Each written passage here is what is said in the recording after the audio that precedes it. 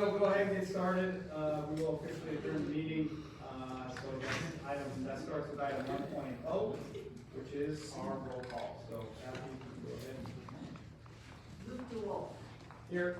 Caleb Coates. Here. Sarah Crawford. Here. Bernie Guerrero. Here. Wendy Dunaway. Here. Tony Exum is not attending today. Jim Flanagan. Here. Robert Framley. Here. Alex Halpern. Here. Nick Kozovich. Here. Albie Moses. Here. Emma Martinez. Here. Brett McClellan. Here. Wendy Potter is not able to attend. Don Steiner. Here.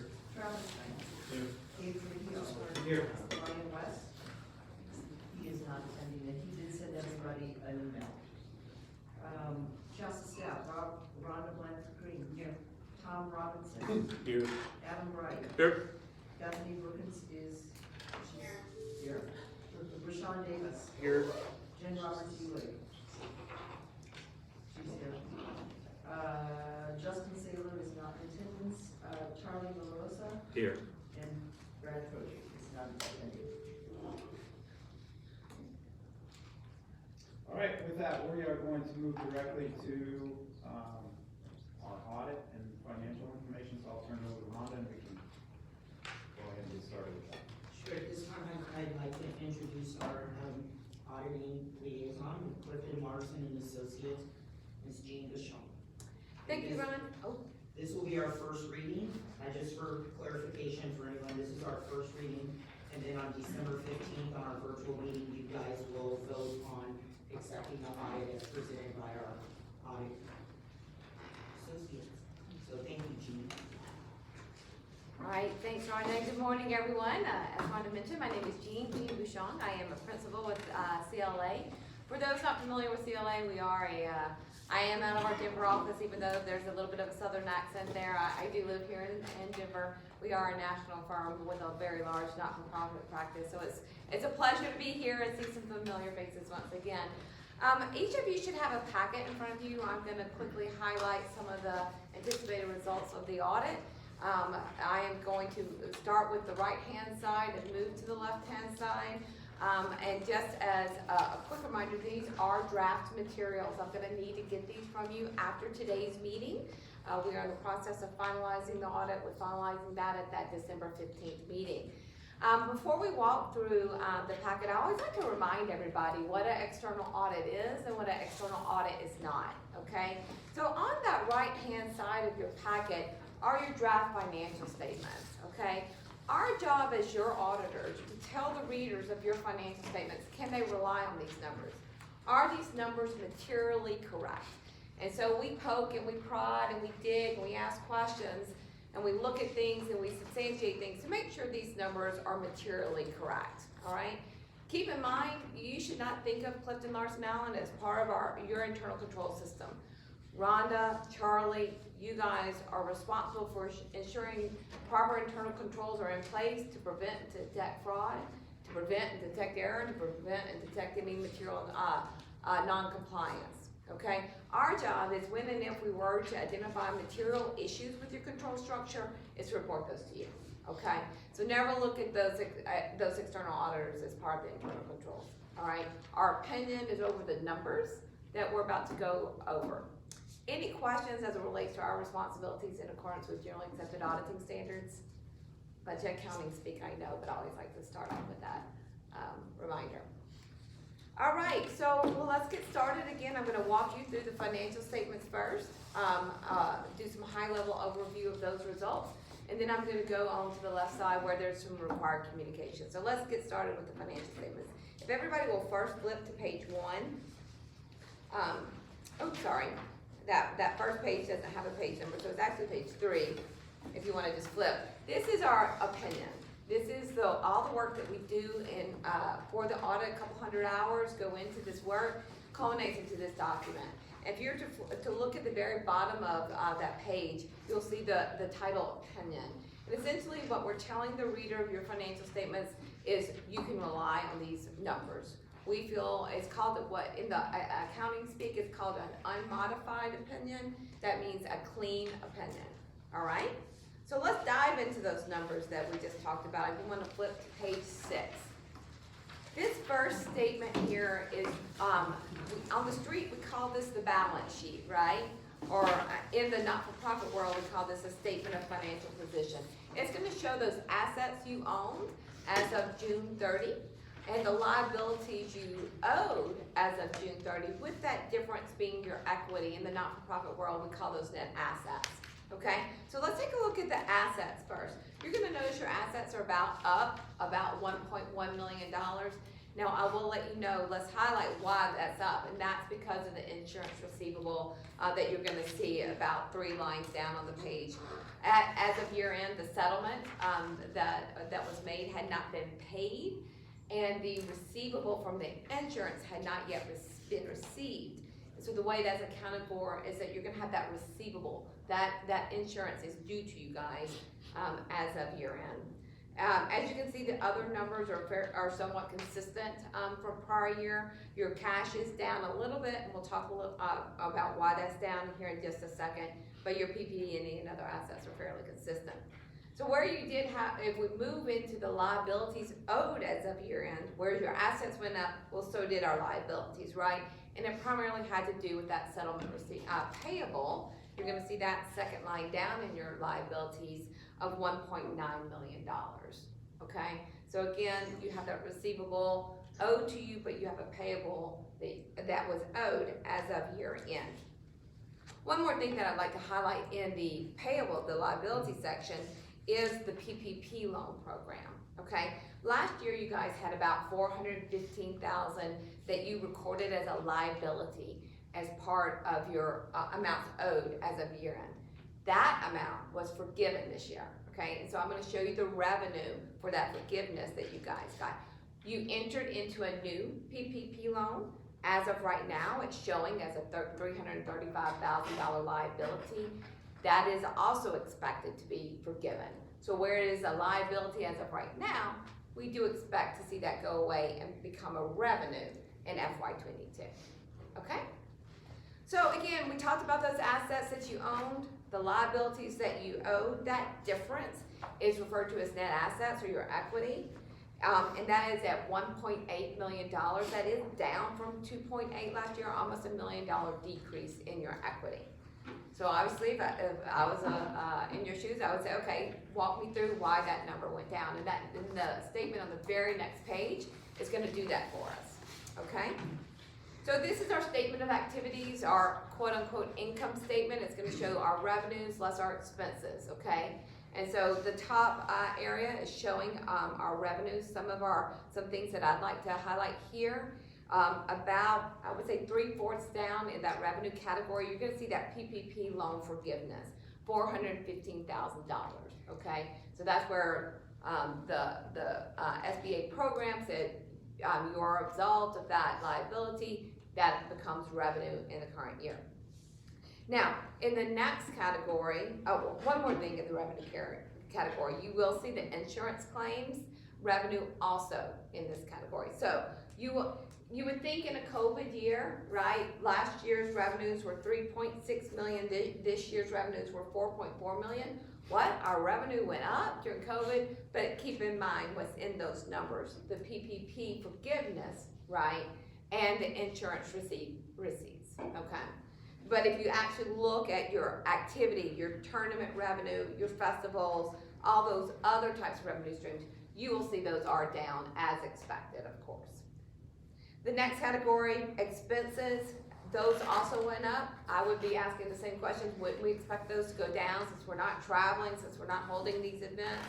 Well, again, that $1.9 million settlement number is in your management in general number, okay?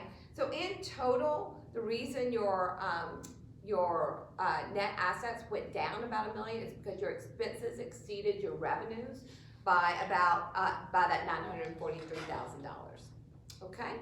Now, if we were to take out that, think about that includes the $1.9 million. Well, it's a $900,000 net impact. If it had not been for the settlement, you guys would have almost broken even in a COVID year. Okay? Does that make sense? All right. Pages 8 and 9 So I just talked to you a little bit about the expenses. On that previous statement, those expenses are really summarized in a very high level. All pages 8 and 9 do is really take out those expenses and show you more information. Salaries, venue costs, awards. It has a new line this year for the settlement, etc. So it really just breaks it down and gives the reader more information about your costs. Okay? I'm going to go ahead and talk about a recommendation that's in a letter later on now because it makes more sense while we're on this page. Okay? One of our recommendations to management is, as you can see in the tournaments and meets column, there's not all those like salaries and benefits, things like that. Well, Rhonda's time goes towards those tournaments and meets, right?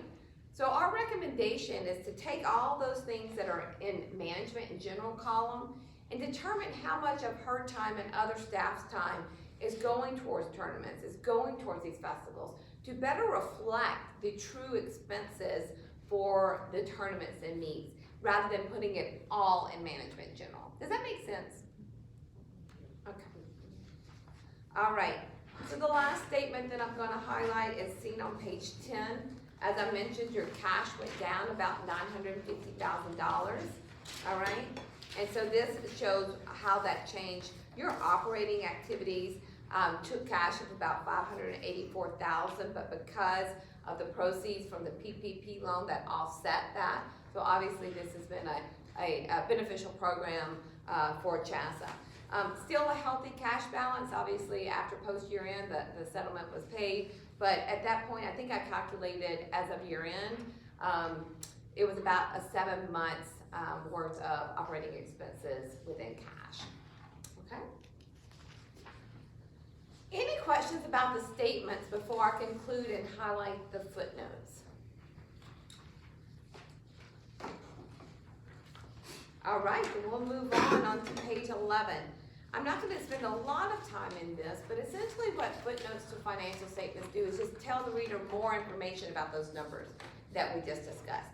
I'll be honest with you, note 1 in the financial statements is always the most boring note of all the financial statements, because all it is policy, policy, policy, policy. So we're going to kind of ignore a little bit about accounting policy, because I don't think anybody here is that interested, right? I will point out at the very end of note 1 on page 13, we're just telling the reader, hey, COVID's still out there. We don't know the impact. We're super hopeful, right, that this year goes off and a lot of our events are back in person and we have the attendance that we used to. But what we're telling the reader here is we don't know. There's uncertainty out there. And so there's just uncertainty as it relates to financial results moving forward. Okay? Starting at note 2, this is where it really starts to dig into the balances that we talked about. Note 2 is just going to talk to you about your $2.6 million in cash, where it's deposited, any risk, which not really is fully is well secure. On note 3, we talk about your equity, okay, and the fact that you guys have board policies that say this piece of our equity is reserved for X and this piece of our equity is reserved for Y, okay? In that letter of recommendations that I'm going to highlight here in just a second, we do have a recommendation for you guys to go and revisit this. Rhonda talked maybe about CLA coming in and assisting with this process, but truly coming up with a reserve policy that makes sense, that makes sure we're safe for the next pandemic, right? Make sure we have the reserves that we need for the next emergency. But just revisiting this, because it's been a while since you guys have really dug into, are we safe? Is our equity properly reserved? Okay? All right, so the bottom of page 15, note 4, just talks about the PPP Loan Program, that the prior year amount was forgiven, and the fact that we entered into a new loan this year, but we do anticipate that amount being forgiven once again. I think the last footnote that I was going to talk about was note 9. We are still working with Charlie and Ron to make sure this is finalized, but this is just telling the reader how we manage our liquidity. And obviously a key part of that this year, again, we had a healthy cash balance, but getting that PPP loan, those PPP loans certainly were key in making sure we stayed in a good, healthy position. The last part of your financial packet starts on page 20. We call this supplemental information. Essentially, what we do with this information is we ensure it is agreeing to that audited information that we just talked about, but it's just breaking down those numbers that I walked you through by sport, right? And so it's showing where those tournaments and meets, it's showing baseball, basketball, softball, etc. In addition, starting on page 22, very similar, just breaking that down by budget. So the last couple of schedules within the financial statements is give you more information, again, breaking that down by sport, by budget, and comparing to prior year. Are there any, before I go over required communications, just checking the time, I see we have like 2 minutes to go over the last 2 letters, but any questions as it relates to the financial statements? All right, on the left-hand side of your packet, you're gonna have 2 letters, and I'm gonna quickly, I'll give each letter 60 seconds. How does that sound? All right, so for the first letter, I believe you have the one that says significant deficiency on top. The first letter is basically internal control recommendations for management. How do we ensure our accounting and financial reporting and safekeeping of our assets remain with the best controls possible? The first recommendation, last year I think we had like 20 to 30 audit adjustments. This year we just had 8. And so we are at a very good place with Sarah from the prior year and Charlie coming in. The number of audit adjustments that we've been having to propose has been significantly reduced. So good team effort on Chasta's part there. There are some reconciliation suggestions here. We talked about you guys revisiting your net asset policies and reserves, and then just giving some more other recommendations. Maintaining W-9s for your vendors, that's super critical, especially if you want to stay out of the IRS. Wire confirmations, there's the ability for one person to initiate a wire. Somebody needs to be looking at those subsequently. Charlie, but I think that one may be going away, right? Did we find that one? So that item may be going away, but feel free to look through these, just talk about next steps. I am going to be taking these up today, but once we get closer to finalization, you will be emailed this document. And what I'd love for you to do is take a peek at any of these internal control recommendations, and please let us know if you have any questions or concerns, because I can answer those at the December 15th meeting. So Jean, would you, because they will want to review these after they're finalized before December 15th. Yeah. So would there be a time, like a week before the 15th meeting or whatever, where they could have these documents emailed? For sure. Okay. Yeah. Then lastly, this last document is what's required communications. You as governance are required to understand elements of the audit. Things you need to understand about the audit is, was there any difficulties? Was management transparent? Do you have any concerns with the information that was provided to you? And the answer is no concerns. We had no difficulties. There's the reminder that there are qualitative aspects of your financial statements. If management was going around changing accounting policies to drive bottom line numbers, I'd have to report that to you, which that is not the case. The accounting policies have been consistent from year to year. So feel free, again, when we email these out, I will review and let me know if you have any questions. The one thing that I'd emphasize here is those uncorrected and corrected statements. That gives you a sense of the quality of the information that was provided to us, okay? Last year, due to transition, we had, again, like 20 to 30 audit adjustments. That number was reduced to 8. As governance, that's the kind of things you need to be listening for. If that number is to jump back up to 30 or more next year, that should be, okay, what are we gonna do to avoid that, right? To make sure our numbers are solid. Again, great improvement on Chasta's part this year. So, I know that was super quick, but I know you guys have some important stuff to get to. Are there any questions, or Rhonda, anything that maybe I didn't cover that you wanted to make sure we highlighted today? No, I think as long as they have a copy of the finalization of the numbers, the adjustments, prior to the December 15th meeting, I think, I look at some of them and I know some scrutinize this a little bit Of more course. than others, and I just want them to feel Have that comfortable time. for December 15th. Of course. Any other questions? No, that was quick, but Yeah, usually our first reading is like that. Our company goes through some of those highlights. I think the main thing that she said was on the management pieces, because that's what we have control over internally, to work on. And as you know, we had about 20 last year, and now we're down to 8, so I think that's important to hear, but then also, around what the settlement, how it impacted our bottom line. And because you guys adopted that budget, we were almost even on our budget if we didn't have, some of the legal challenges that were presented to us. So that speaks volumes to the staff. I wanna say that out loud first of all, because it's about operations. And also to the board of directors that really looked at the projections for this year and said, is this realistic?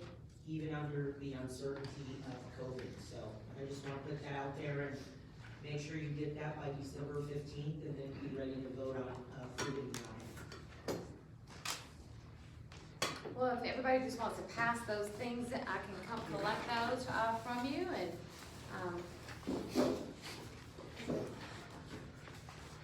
take those, awesome.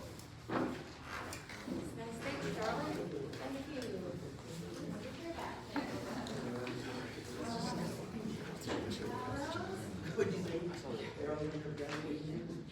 Thanks. Thank you, everybody. Have a happy Thanksgiving.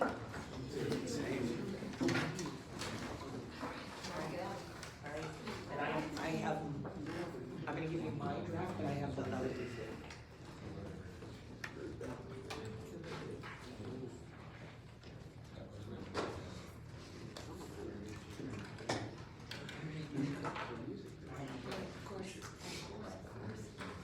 I think I got it. We'll be in touch as far as finalized steps. Any last questions? All right, thanks, everybody. Bye.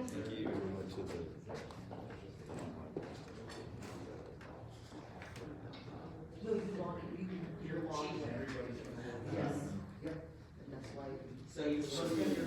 Should we go and get on? If you don't have your headphones, we can position you somewhere else in the building. I'm gonna be in my office for the appeal just because of the perception that, I'm in here with you, right? I don't want them to think that there's any swing of the board. So I'm gonna do mine. Is everybody else good with?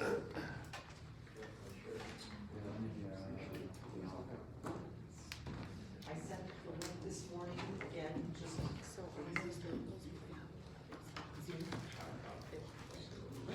you can go to Brad's office if you want.